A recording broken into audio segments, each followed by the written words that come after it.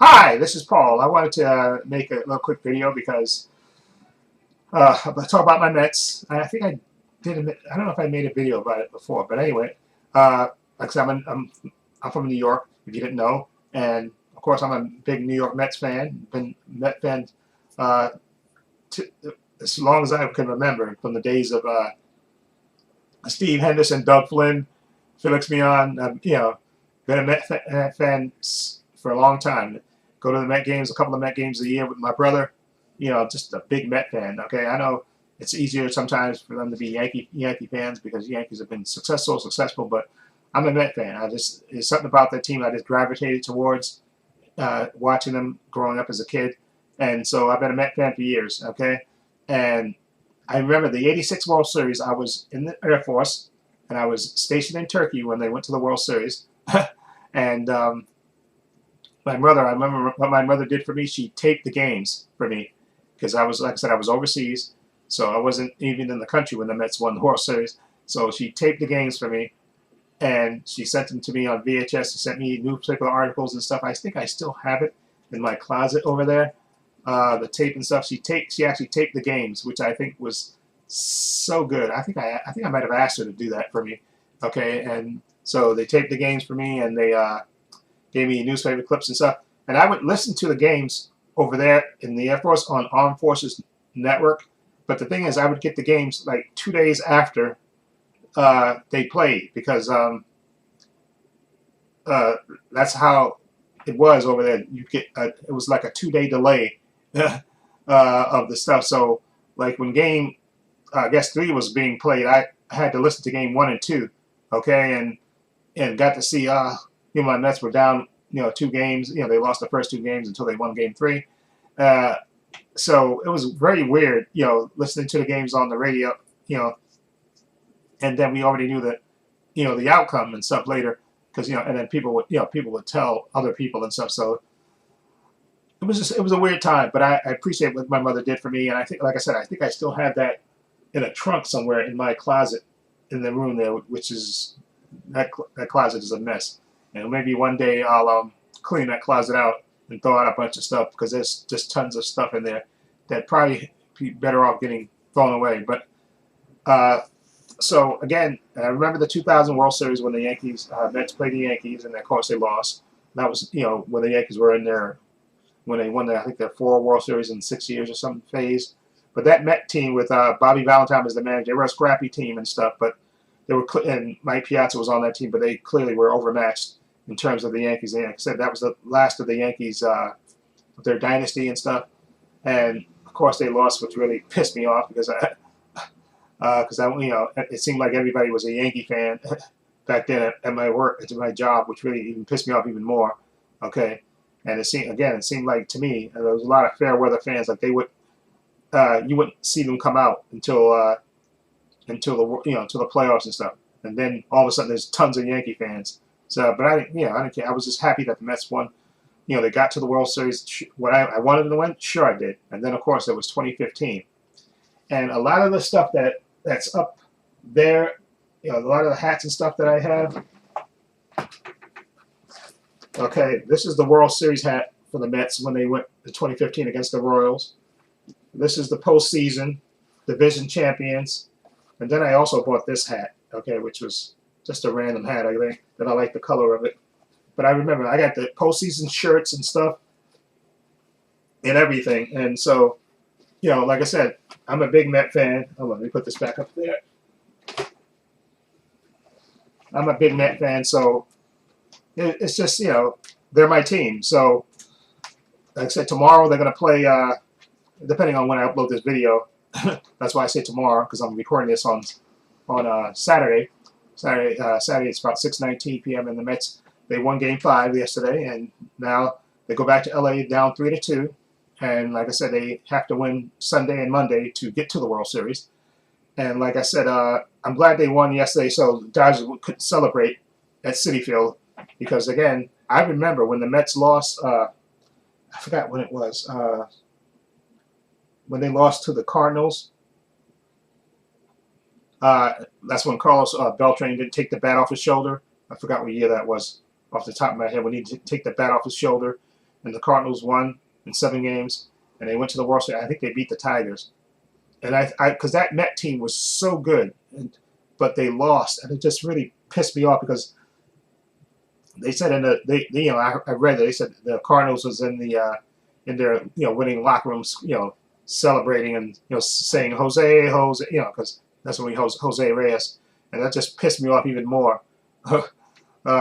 So again, like I said, then 2015 they went to the World Series, but of course they lost to the Royals, which really again pissed me off because I think the Mets had a shot at winning, but they just a lot of unforced errors, and I think Cespedes was out of shape, and then of course what's his name? I can't remember his name.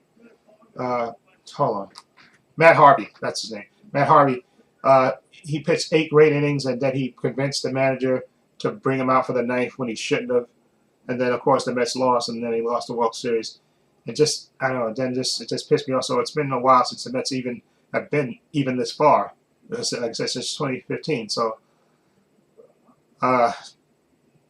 it's literally been, what,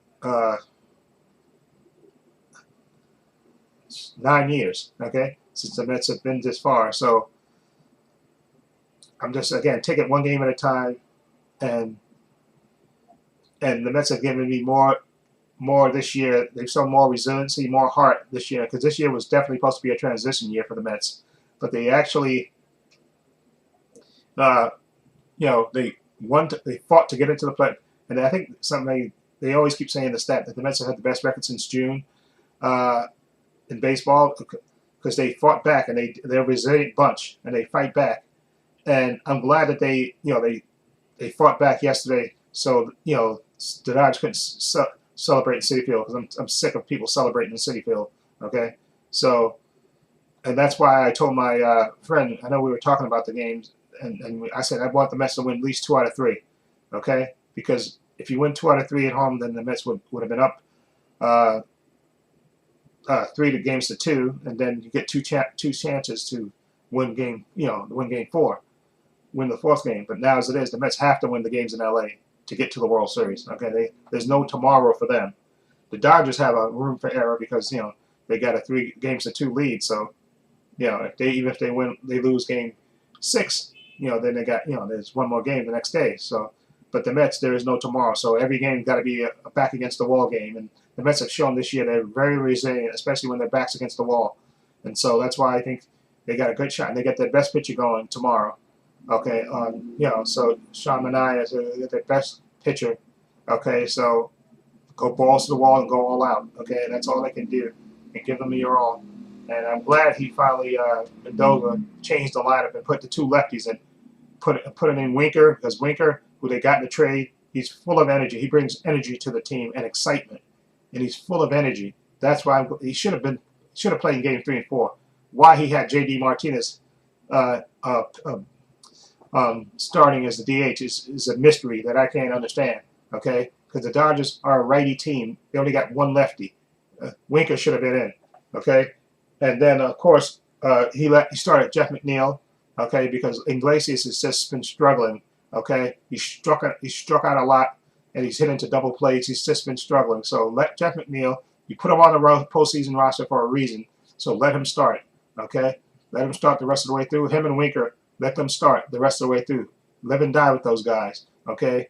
Because they break up the Mets, so they're not so righty dominant, okay? Because the only other person that's lefty is when they play is Lindor, okay? Because he's a switch hitter. So that way you got 3 left. Actually, it's 4 lefties if you count Nimmo, right? That's 4 lefties they got in there. So that's what I do. And Alvarez, who I did want to sit, I admit that I want him to sit because he was not doing anything, okay? I'm sorry, he was struggling and whiffing at balls and stuff. And I don't know who talked to him or whatever, but he had, I think, 2 hits in the, I think he had 2 or 3 hits in yesterday's game. Okay, but he actually looked like he knew what he was doing. He wasn't swinging wildly, like trying to swing for the fences. Okay, and so he looks like he's turned the corner, Alvarez. So now you can keep him in now that he looks like he's turned the corner, because I definitely want him to sit, because I said, come on, he's killing the Mets. He's killing rallies with runners, runners on scoring. in scoring position and him just striking out left. He struck out 3 times in game 4, I believe it was. He struck out game 3 times looking. Okay, that's beyond ridiculous. Okay, so anyway, again, fingers crossed. Again, let's take it one game at a time. One game, you got your best pitcher starting tomorrow. Okay, if he can give you 6 innings, that would be great. 7 would be fantastic. I would be over the moon if Sean and I could give you 7 innings, because then that way you can have either Stanek pitch the 8th, and then have Ortiz, depending, hopefully that you got a lead in that game, then you can have Stanek pitch the 8th and have Diaz pitch the 9th. Okay? Again, like I said, there's no tomorrows for you, so anything goes, okay?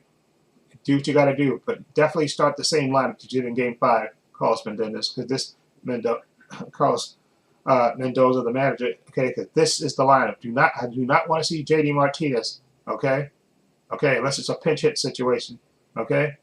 In a game that you're losing, I guess if you try to need a spark, but he hasn't hit a home run in a long time. He's basically a singles hitter that's slow, okay?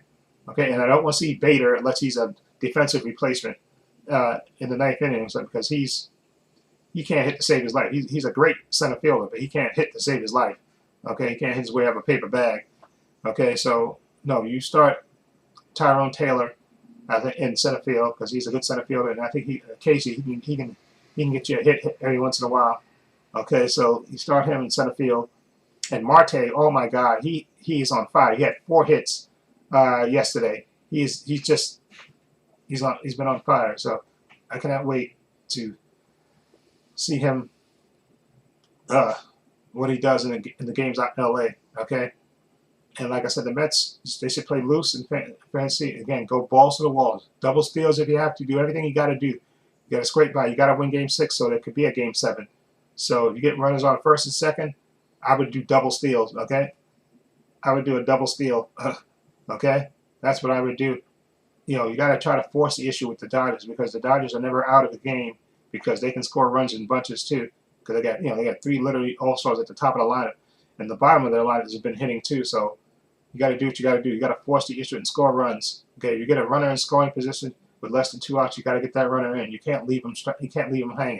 You got to make contact, which is why I think you definitely leave Jeff McNeil in there. Okay, because Iglesias more than likely is going to strike out.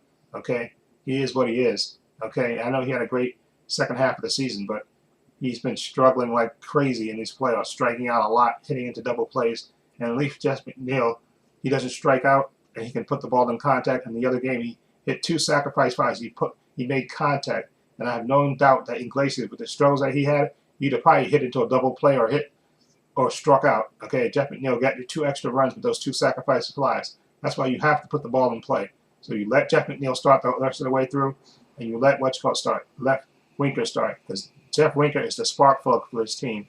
When he plays, there's a different energy out there for the Mets. So you let him start the rest of the way, let him DH the rest of the way through, okay? And you take your chances in Game 6, and hopefully, like I said, we got our best pitcher pitching on Sunday, and hopefully he can give us 6. I would do cartwheels if he could do 7 innings. That would be great. So you can either put Stanek for the 7th, or if you want to, bring in Stanek for the 8th, and then put Diaz for the 9th, or let Diaz do what he did the other day. Okay, let him pitch the 8th and the 9th inning. Okay, so get 6 outs again. And then Sunday, it's all hands on deck. Severino's going to start. Okay, that game, he would start that game. And if he can give you 5 innings, okay, I'm not going to push it, say 6 innings. If he can give you 5, shutout innings, that would be great. And then you could, and if Senga has anything, okay, I don't know, they may not do this, because he may not, because I know they were saying before that it's hard for a starter to warm up. And I know he looked horrible against the Dodgers in that first game, because he was walking everybody. His location was all over the place. Okay, but if he can't start, it's all hands on deck. So maybe you bring in the other lefty who pitched the other game. It's going to be all hands on deck. The only person that I don't want to see is Buddha, who's god awful, and the other guy. I forgot the guys. The young guy, which I can't remember his name. I don't want to see those 2 guys, because he looks like he's always crying all the time. Okay, so it's going to be all hands on deck on Sunday. So Severino's going to start, and then if you even have to bring back Peterson for an inning or 2, You got to do what you got to do to win that game so you can get to the World Series, and then you'll have Tuesday, Wednesday, Thursday off. You have 3 days off before you have to start the World Series. Okay, so let's go Mets. And like I said, we got tomorrow. Take it one game at a time. Okay, and like I said, if the Mets wins tomorrow, the pressure is going to be so tight on the Dodgers on Monday, excuse me. That pressure is going to ramp up because the Dodgers have a history of choking. Okay, in the playoffs. So if the Mets win tomorrow on Sunday night, then all bets are off. Okay, because the Dodgers are going to be tight on that Monday because they know if they lose, it's going to be one of the biggest choke jobs ever. And like I said, they have a history of choking in the playoffs, the Dodgers. So that's why I say Mets take it one game at a time. Win Sunday, concentrate on Sunday, give it everything you got so you can survive till Game 7, and then go balls to the walls again too. And everybody's up. Okay, it's all hands on deck. Okay, if Sanger can give you something, you put him in there. Okay, let him pitch the 3 guys. If he looks like he's cruising, he looks good in those first 3 batters. If not, yank him. Okay, and then you keep going. Okay, so anyway, let me know what you think of this whole championship series. Do you think the Mets have a shot? I think they have a shot. I know there's a lot of Dodger fans all over the place, and they're a little bit arrogant today. Okay, okay, so that's why one reason I can't stand the Dodgers, the Braves, and the Yankees. I think it's that I can't stand those teams. Okay, it's just my thing. And these Dodger fans are a little spoiled and a little arrogant. Okay, okay, so that's why I would love my Mets to take them down. Okay. So anyway, let me know what you think. Feel free to leave comments down below. I have links to my social media in the description box, Facebook, Twitter, and Instagram. Also have a link to my main channel, Trepacer, as well. Also have a link down below to my Patreon. And again, my Patreon is only $5 a month. Tons of content on there. Tons of unedited content on there. I got everything. I got over 200 videos on there. Everything is divided into collections. I have a DC TV show collection, a Marvel TV show collection, a Star Wars TV show collection, and a Gen V and the Boys collection. Okay. So, and then you get 5-minute preview clips of all the content that I have on my Patreon page. So follow the link down below. Also, have a link down below to my merchandise store, and I'm currently wearing one of the shirts that I have for my merchandise store. I'll show hats, t-shirts, mugs, sweatshirts, hoodies. It's for men, women, unisex. All linked down below. It'll take you to the store, merchandise store. And again, that's another way for you to support me. Also, please give this video a thumbs up. It helps the channel, and I truly appreciate it. Also, hit the subscribe button, hit the notification bell, so you know when I upload new content to this channel. And this is Paul saying so long and take care.